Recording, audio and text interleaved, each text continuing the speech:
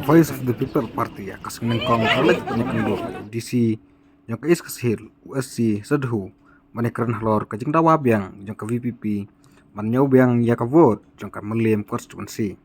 hapakren sekila partai kubor General Secretary yang ke VPP Dr. Ricky Ejesengkon lau manakal yang DC ulapan saya ki kendon hap bedai berkajing pak nyau biang ya ke vote berbulaong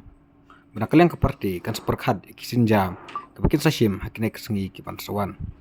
laban pen kan mau pakne kajing dawanya ubiang jang ka VPP ya kawon amalim konstitusi paka kertong jang ka VPP na malim kakong ai bandablin leng do nong laj klaram salit haba roni vileng do ukertong jang ka kongres nakaliang ka party ngirai kendo ya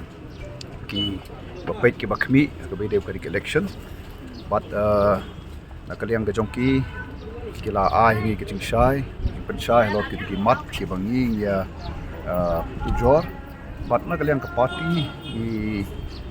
yang kita ki pensyai ki jongki ke but kum ka party ru nindang sim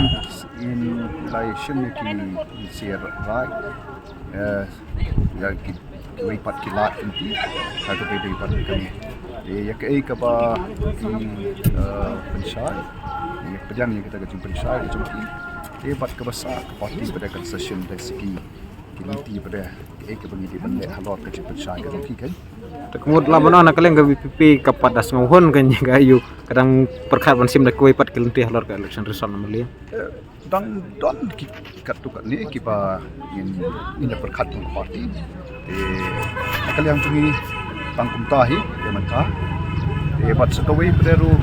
ni squad ban sai sigi pat ba namal kadon kalau kasing kren ba ni kuak bor mo candidate don hangi endai kam don kum kata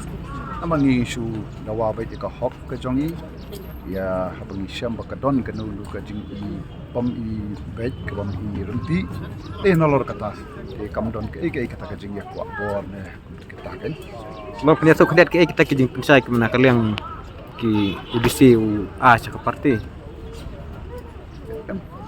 na try play i ki jing ki mat ki bangi dawa